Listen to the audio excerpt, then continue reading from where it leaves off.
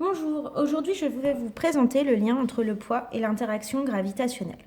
Alors, ce sont deux choses qui peuvent sembler différentes au premier abord, mais qui, vous allez voir, sont similaires. Alors, si on fait un petit dessin, vous avez la Terre et vous mettez un petit bonhomme sur la Terre. Alors vous me direz, c'est jamais comme ça que vous le dessinez. Habituellement, quand vous dessinez un bonhomme, vous dessinez la Terre. Peut-être que vous allez dessiner un arbre ou une voiture à côté et puis vous lui mettez votre petit bonhomme. Eh bien, ces deux dessins, en fait, c'est exactement la même chose que entre le poids et l'interaction gravitationnelle. Donc sur ce petit dessin, vous avez un bonhomme qui est sur la Terre. Eh bien, vous pouvez dessiner sa force qui a lieu à son centre de gravité, que l'on appelle le poids. Et vous savez tous que le poids, c'est la masse fois petit g. Maintenant, si on parle d'interaction gravitationnelle, elle a lieu au centre de gravité et c'est la force exercée par la Terre sur notre bonhomme.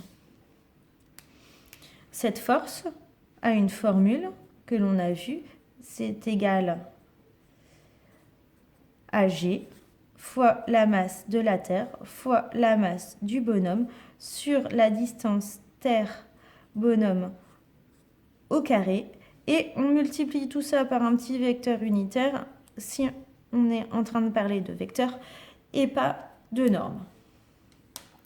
Alors pour savoir si les deux sont identiques, il va falloir les comparer et comparer leurs propriétés. Donc la première propriété qu'on peut comparer et qui est facile à comparer, c'est le point d'application.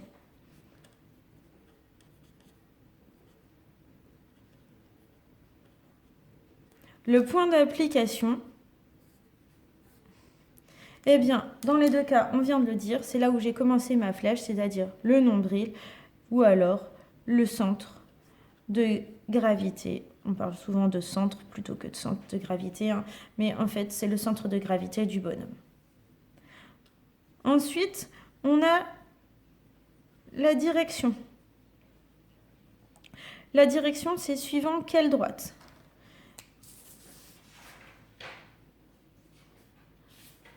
La direction, on a vu que là, elle était verticale.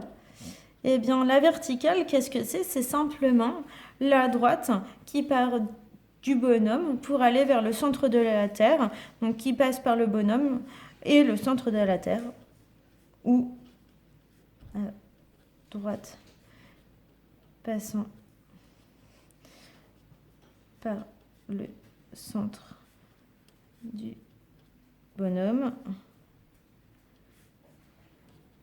et le centre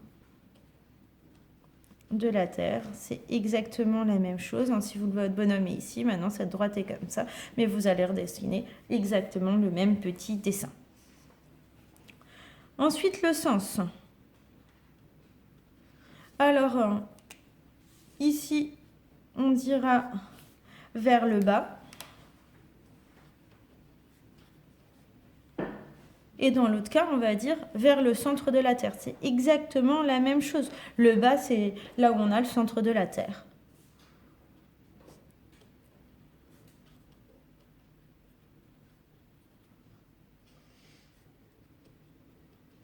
Et maintenant, étant donné qu'ils ont la même direction, le même sens, le même point d'application, on peut se demander et la norme. Est-ce que c'est exactement la même norme? Alors, je ne sais pas si vous vous souvenez, mais on a l'habitude de dire que G vaut 9,81. Donc pour savoir si la norme est bonne, on va essayer de les mettre égalité et voir si le petit g dans les deux cas vaut la même chose, vaut bien 9,81. Donc on peut dire si les deux sont égales, si les deux interactions sont égales, Donc,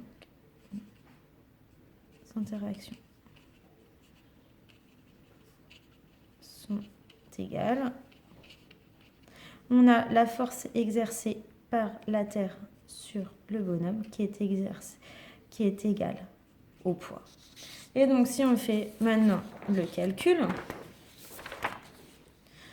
on peut dire que G fois la masse de la Terre fois la masse du bonhomme sur la distance Terre-bonhomme au carré est égal au poids M.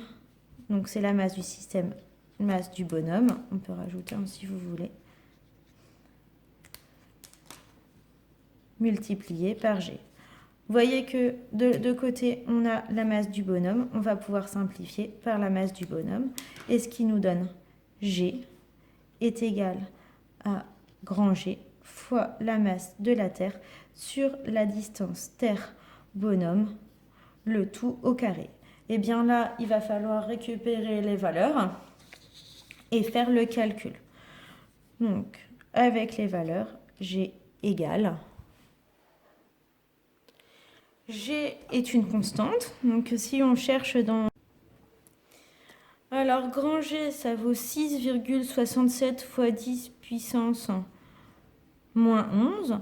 La masse de la Terre, si on prend dans les livres, ça vaut 5,97 fois 10 puissance 24. Et la distance Terre-bonhomme, ça correspond au rayon de la Terre. 6,38 fois 10 puissance 6 mètres. On est dans les bonnes unités. Il n'y a pas besoin de faire de conversion. Et si on tape avec la calculatrice,